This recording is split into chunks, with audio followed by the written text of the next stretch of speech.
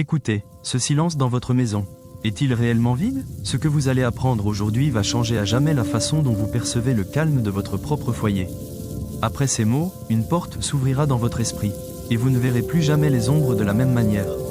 Ceci est une promesse, et un avertissement. Imaginez la scène, une scène familière qui réchauffe le cœur. La famille est réunie autour de la table du dîner. La lumière est douce, la journée de travail est terminée. Le parfum d'un plat qui a longuement mijoté, préparé avec amour, flotte dans l'air. Les enfants racontent leur journée, la grand-mère sourit avec tendresse. Tout est paix, tout est bénédiction. Et soudain, sans raison, pour un mot anodin, un verre renversé, le ton monte. Une colère disproportionnée, brûlante, s'empare d'un membre de la famille, puis d'un autre. Les visages se ferment, les cœurs se blessent. La paix est brisée, remplacée par une amertume qui persiste longtemps après que les assiettes sont débarrassées. Vous le sentez, n'est-ce pas? Ce poison qui s'infiltre. Pensez maintenant à ce jeune étudiant, ou à ce père de famille courageux, penché sur ses livres ou ses projets tard dans la nuit, préparant un concours, un examen décisif. L'ambition brûle en lui, le désir d'honorer sa famille, de construire un avenir solide. Il a la volonté, il a l'intelligence. Pourtant, une force invisible semble le retenir. Un brouillard mental s'installe, une fatigue soudaine et écrasante. La motivation, si vive il y a une heure, s'effondre sans explication. Chaque ligne lue est oubliée, chaque idée brillante s'évanouit. C'est comme nager contre un courant que personne d'autre ne voit. C'est l'échec qui murmure à l'oreille du succès. Visualisez encore ce couple. Le soir est tombé. Ils sont assis ensemble, dans un silence qui devrait être confortable, un silence de complicité. Mais une distance s'est installée. Un doute, une suspicion froide qui n'a pas de source logique. L'un regarde l'autre et ne voit plus son partenaire, mais un étranger. Un mur invisible s'est dressé entre deux cœurs qui hier encore battaient à l'unisson. L'amour est là, mais il est étouffé, isolé par une obsession, une jalousie ou une tristesse qui semble venir de l'extérieur. Hasard? Fatigue? Le stress de la vie moderne? C'est ce que la logique nous dicte. C'est la réponse facile qui nous permet de dormir la nuit. Mais au fond de vous, une autre voix, plus ancienne, plus sage, vous pose la question. Et si ces moments n'étaient pas des accidents? Et si ces pics de colère, ces blocages soudains et ces murs invisibles étaient les symptômes d'une seule et même maladie? Une affliction qui ne se voit pas dans le sang, mais qui se ressent dans l'âme. Mais la véritable révélation arrive maintenant. On nous a appris que le Coran est un guide, une miséricorde et une guérison. C'est la vérité absolue, mais nous avons oublié une de ses fonctions les plus puissantes, le diagnostic. La parole d'Allah n'est pas seulement un remède. C'est une lumière qui, projetée sur nos vies, révèle la nature exacte de ce qui nous tourmente. Elle expose les ombres, elle nomme l'ennemi, car nommer son adversaire est le premier pas, le plus crucial, pour le vaincre. Quel est donc cet ennemi qui se nourrit de la discorde familiale, qui sabote nos efforts et qui cherche à briser les liens les plus sacrés? La tradition islamique, de la sunna du prophète, que la paix et les bénédictions soient sur lui, jusqu'aux écrits des savants comme Ibn Kathir, nous enseigne l'existence d'un monde parallèle. Le monde de l'invisible, un monde peuplé de créatures créées de feu sans fumée, les djinns. Comme nous, ils ont un libre arbitre. Et certains d'entre eux, suivant l'adversaire déclaré de l'humanité, Shaitan, ont fait de la suggestion et de la discorde leur unique mission. Leur champ de bataille, ce n'est pas une terre lointaine. C'est votre maison, c'est votre esprit, c'est la paix de votre foyer. Et leur plus grande force réside dans notre ignorance. Ils opèrent dans le silence, dans l'inexpliqué, nous laissant croire que nous sommes simplement de mauvaise humeur ou malchanceux. Aujourd'hui, cette ignorance prend fin, car Allah, dans son infinie sagesse, nous a donné une clé. Pas une, mais 7. 7 versets spécifiques qui, lorsqu'ils sont compris et récités, agissent comme un scanner spirituel. Ils ne font pas que protéger, ils révèlent, ils nous permettent de savoir si l'attaque est aléatoire, un simple murmure passager, ou si elle est ciblée, précise, dirigée par une intention malveillante. Ces 7 versets ne sont donc pas un talisman, ils ne sont pas une formule magique à réciter sans compréhension. Pensez à eux comme à l'outil d'un médecin. Un médecin de l'âme qui, au lieu d'un stéthoscope, utilise la parole divine pour écouter les battements de cœur de votre foyer.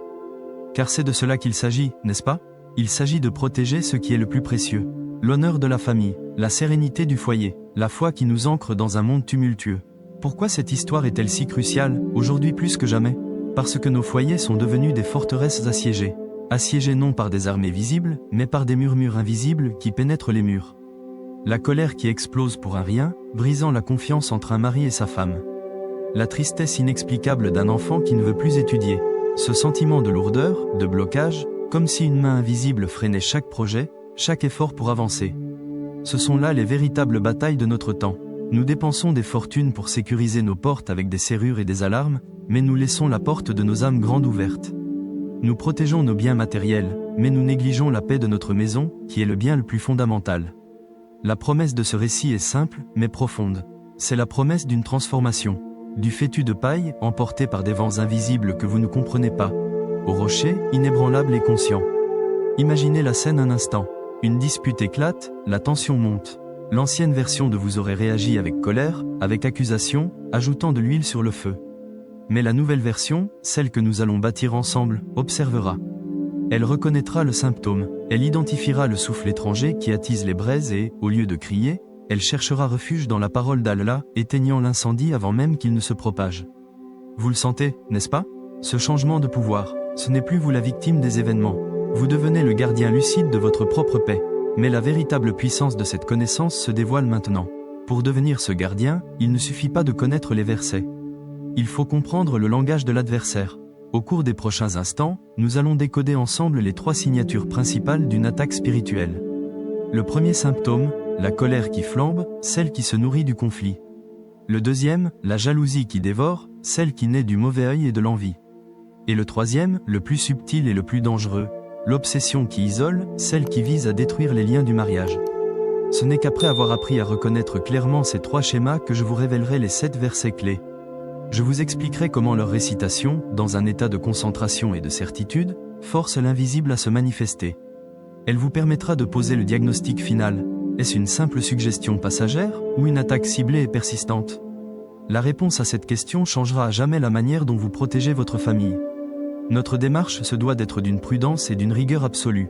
Notre ancre, notre seule et unique source de vérité, est la parole d'Allah, le Coran, et la tradition de son messager, que la paix et les bénédictions soient sur lui, telles que rapportées dans les collections les plus authentiques comme Sahih al-Bukhari et Sahih Muslim.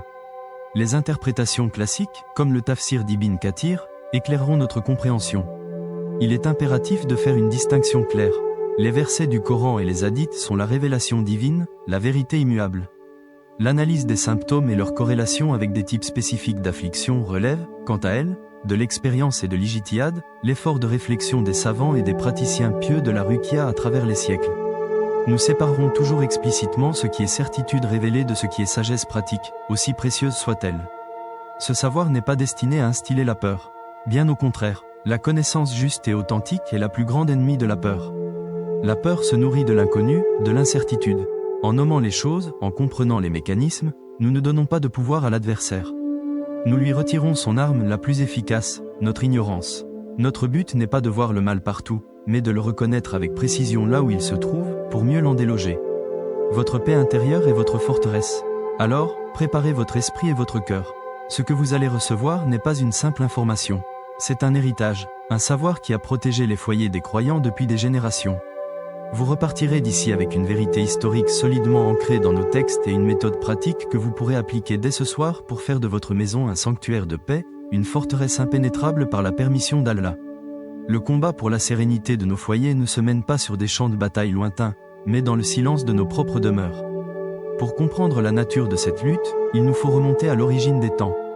Imaginez la scène. Avant même la création d'Adam, paix sur lui, Allah a donné vie à une autre communauté, une création que nos yeux ne peuvent percevoir. Comme le dit le Coran dans la sourate Al-Hijr, et quant aux djinns, nous les avions créés, auparavant, d'un feu ardent. Ils ne sont ni des fantômes, ni des contes pour enfants. Ils sont une réalité, une création dotée, comme nous, d'un libre arbitre. Ils peuplent la terre à nos côtés, invisibles mais présents. Parmi eux, il y a des croyants, des pieux, des justes. Et parmi eux, il y a ceux qui ont suivi la rébellion d'Iblis, Shaitan.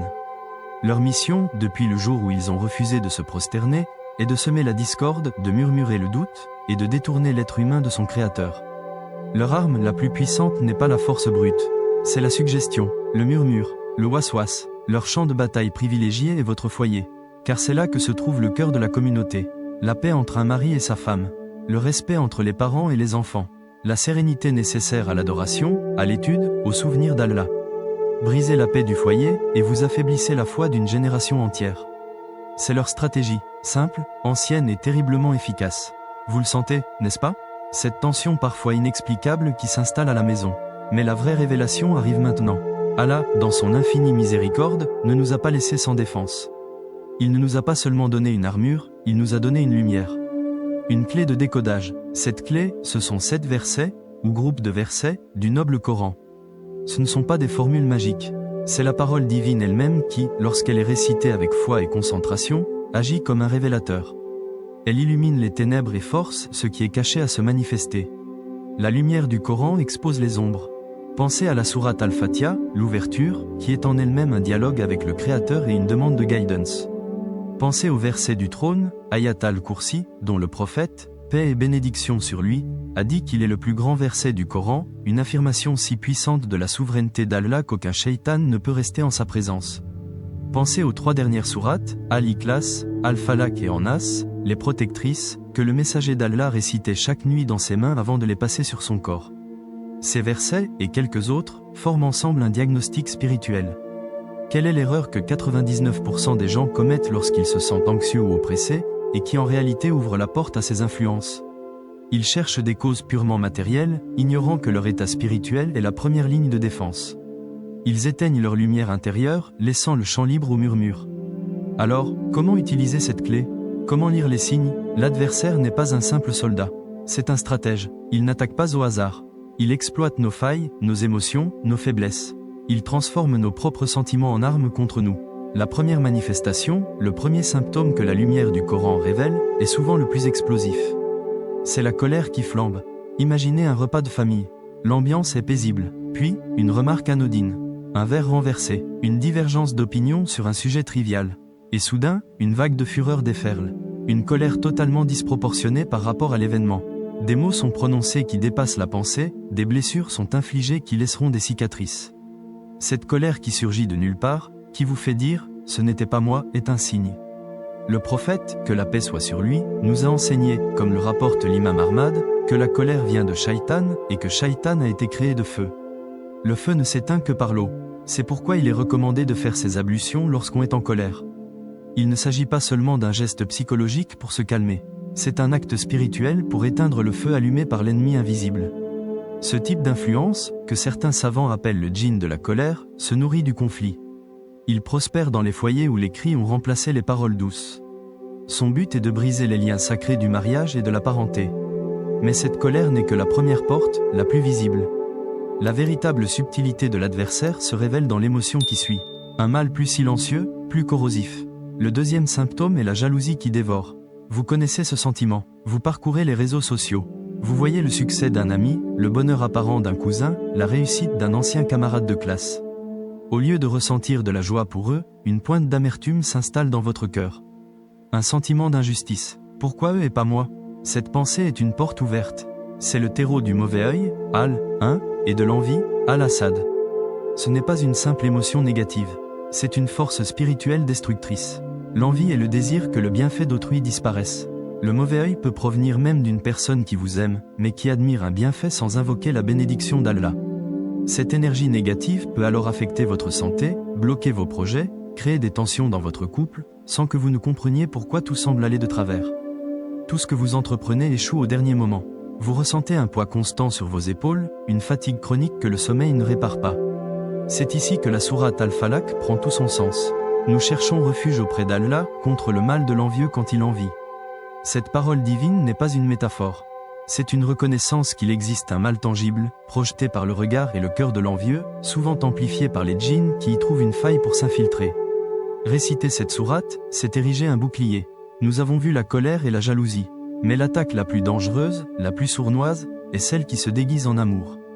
Décryptons-la maintenant. Le troisième symptôme est l'obsession qui isole. C'est une affliction particulièrement subtile qui vise à détruire le sanctuaire du mariage de l'intérieur. Elle commence par des pensées. Une obsession pour une personne qui n'est pas votre conjoint. Des pensées intrusives, romantiques ou charnelles, qui tournent en boucle dans votre esprit. Parallèlement, vous ressentez une aversion inexplicable pour votre propre mari, votre propre femme. Sa présence vous irrite, son contact vous repousse. Ce phénomène est souvent accompagné de rêves récurrents, des rêves à caractère érotique avec des inconnus ou avec cette personne qui vous obsède. Vous vous réveillez épuisé, avec un sentiment de honte et de confusion. Isolé, les savants spécialisés dans la ruqya ont observé, à travers d'innombrables cas, que ces symptômes peuvent indiquer la présence d'une influence spécifique, parfois appelée le djinn amoureux ou djinn ashik. Son but est de vous détacher de votre relation licite pour vous lier à une illusion, à une entité du monde invisible, vous coupant ainsi de l'amour et de la miséricorde qu'elle a placé dans le mariage. Cette influence prospère dans la solitude, lorsque la personne s'isole, passe des heures seule dans le noir, et s'éloigne de la pratique religieuse et de la vie de famille. Elle crée une bulle irréelle autour de sa victime, la rendant imperméable aux conseils et à l'affection de ses proches. C'est une prison mentale et spirituelle. Un verset récité est une arme dégainée contre cette prison. La colère qui explose, la jalousie qui bloque, l'obsession qui isole. Vous commencez à voir les schémas ? Ces symptômes ne sont pas aléatoires. Ils sont les signatures des différentes stratégies de l'ennemi. Et maintenant, nous arrivons au cœur de notre question. La distinction cruciale qui change tout. Comment savoir si ces attaques sont le fruit du hasard, des suggestions éparses qui touchent tout croyant, ou si elles sont la manifestation d'une attaque délibérée, ciblée, orchestrée contre vous ou votre famille ?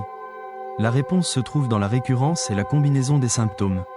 Une attaque aléatoire, le waswas général, provoque des symptômes passagers et souvent variés. Un jour, une tristesse, le lendemain une colère, sans lien apparent. Mais une attaque ciblée, ce que l'on nomme le sir, la sorcellerie, est un plan.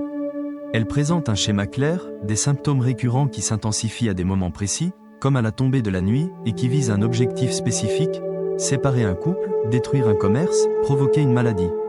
Le prophète lui-même, paix et bénédiction sur lui, a été la cible d'un tel acte, comme le rapporte authentiquement Sahih al-Bukhari, et c'est par la révélation qu'Allah lui a montré le mal et son remède. Le moment est venu de tracer la ligne, de séparer le hasard de l'intention. Dans un instant, je vous donnerai la méthode pour établir ce diagnostic avec une clarté redoutable. Car ce n'est qu'en connaissant la nature de l'attaque que l'on peut choisir la bonne armure et brandir la bonne épée. Nommer l'ennemi est le premier pas pour le vaincre. Alors, comment tracer cette ligne ? Comment passer de la simple supposition à une quasi-certitude ? La réponse, mes frères et sœurs, est un don d'Allah. Elle réside dans la parole divine elle-même, qui n'est pas seulement un guide et une miséricorde, mais aussi une lumière qui expose les ténèbres. Le Coran est à la fois le remède et le diagnostic. La clé se trouve dans un ensemble de 7 versets ou groupes de versets. Non pas par magie, mais par la puissance spirituelle qu'Allah a placée en eux. Ces versets, lorsqu'ils sont récités avec intention et concentration, agissent comme une sonde spirituelle. Ils ne font pas que repousser le mal, ils le forcent à réagir, à se manifester, à trahir sa présence et sa nature. Ce sont les clés du décodeur spirituel. La première de ces clés est la mère du livre.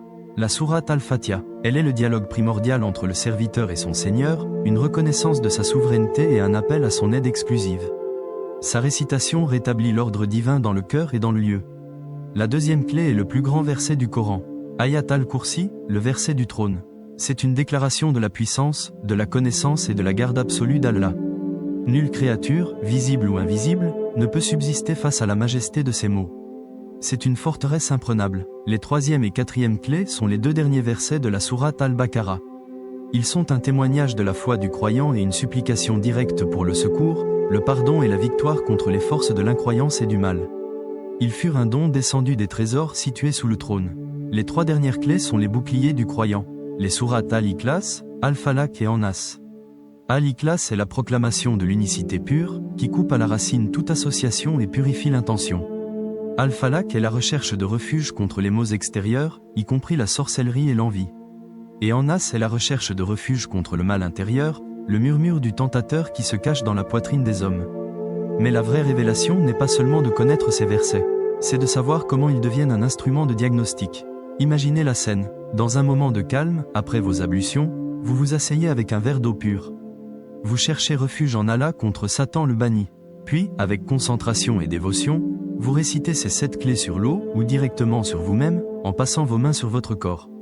L'important ici n'est pas l'acte mécanique, mais la connexion du cœur. Vous demandez à Allah de vous montrer la vérité de votre situation. Maintenant, écoutez attentivement. La réaction est l'indicateur. Si, lors de la récitation, en particulier celle de la sourate Al-Falaq qui mentionne explicitement le mal des sorcières et de l'envieux, vous ressentez une oppression soudaine dans la poitrine, une vague de chaleur inexpliquée, une colère qui monte sans raison, des picotements ou une lourdeur intense sur les épaules, ce sont des signes forts. Des indices que le mal qui vous affecte provient d'une source extérieure et intentionnelle. Le verset agit comme une lumière qui frappe l'ombre, et l'ombre se contracte. Si, au contraire, la réaction est plus forte pendant la récitation de la sourate An-Nas, le verset qui vise le waswas, le tentateur, et que vous ressentez un brouillard mental, des pensées parasites qui s'intensifient, un doute puissant ou une anxiété diffuse, cela pointe davantage vers une guerre de suggestion. Une attaque plus générale, visant à ébranler votre foi et votre paix intérieure de l'intérieur, mais pas nécessairement issue d'un acte de sorcellerie dirigé. Et si la réaction est la plus violente durant la lecture d'Ayat al-Kursi? C'est souvent le signe d'une confrontation directe. Ce verset est si puissant dans sa description de la souveraineté d'Allah qu'une entité rebelle présente ne peut le supporter. Un désir de fuir, une agitation extrême, des cris ou des spasmes involontaires durant sa récitation sont des indicateurs clairs d'une présence hostile qui a élu domicile. Il est essentiel de le dire avec la plus grande prudence. Cette méthode n'est pas un substitut à un diagnostic médical ou psychologique. Le croyant est une personne rationnelle. Il doit d'abord explorer toutes les causes physiques et mentales de son mal-être. La foi n'annule pas la raison. Mais lorsque toutes les portes de la médecine moderne ont été frappées, lorsque les analyses ne montrent rien et que les mots persistent et correspondent au schéma que nous avons décrit, alors la piste spirituelle devient une évidence qu'il serait imprudent d'ignorer. Vous le sentez, n'est-ce pas? La différence est immense. Une tristesse passagère est une épreuve. Une tristesse qui s'installe chaque soir à la même heure et s'accompagne d'une lourdeur aux épaules lorsque vous entendez le Coran, c'est une information. Une dispute de couple est une chose normale. Des disputes qui éclatent pour des riens, systématiquement, et qui sont alimentées par une colère disproportionnée que les deux conjoints regrettent amèrement une heure après, c'est un schéma. C'est un plan. La distinction entre une attaque ciblée et une attaque aléatoire est la différence entre se savoir dans une tempête et se savoir visé par un archer. Dans la tempête, on se protège. Contre l'archer, on se protège, on identifie sa position et on riposte avec les bonnes armes. Connaître la nature du mal, c'est cesser de tirer dans le noir. C'est concentrer ses efforts, ses prières et ses récitations là où elles seront les plus efficaces. Cette connaissance transforme tout. Vous n'êtes plus une victime aveugle d'un destin cruel. Vous devenez un gardien lucide de votre foyer et de votre foi. La peur de l'inconnu, qui est la plus paralysante de toutes les peurs, commence à se dissiper. Car la lumière du Coran expose les ombres. Vous pouvez enfin mettre un nom sur l'ennemi. Et nommer l'ennemi est le premier pas pour le vaincre. Cette lucidité est le premier cadeau de ce diagnostic. Le sentiment d'impuissance s'efface pour laisser place à une détermination sereine. Le chaos prend la forme d'une stratégie que l'on peut désormais contrer. Les événements qui semblaient aléatoires et injustes se connectent, révélant une logique sous-jacente, une logique malveillante certes, mais une logique tout de même. Et tout ce qui est logique peut être déconstruit. Pensez à l'impact sur votre famille. Au lieu de vous accuser mutuellement lors d'une dispute, vous pourriez reconnaître le signe d'une interférence extérieure. Au lieu de la colère, vous pourriez répondre par la miséricorde et la récitation commune. Au lieu de la division, vous renforcez votre unité. L'ennemi, en voulant vous séparer, devient la cause involontaire de votre rapprochement autour de la parole d'Allah. Voilà le retournement de situation divin. Mais une question demeure, et elle est capitale. Une fois le diagnostic posé, que faire? Que faire de ce savoir?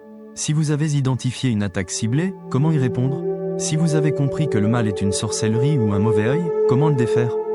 C'est une question lourde, je le sais, car elle implique d'entrer activement dans le combat. Le diagnostic n'est pas la fin du chemin. C'est le début du combat conscient. C'est le moment où l'on cesse de subir pour commencer à agir.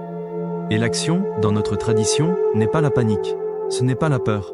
C'est la confiance absolue en celui qui a permis l'épreuve et qui a, dans sa miséricorde infinie, envoyé avec elle son remède. L'armure du croyant existe. Elle est à votre portée. Maintenant, écoutez bien, car ce qui suit n'est pas seulement une défense.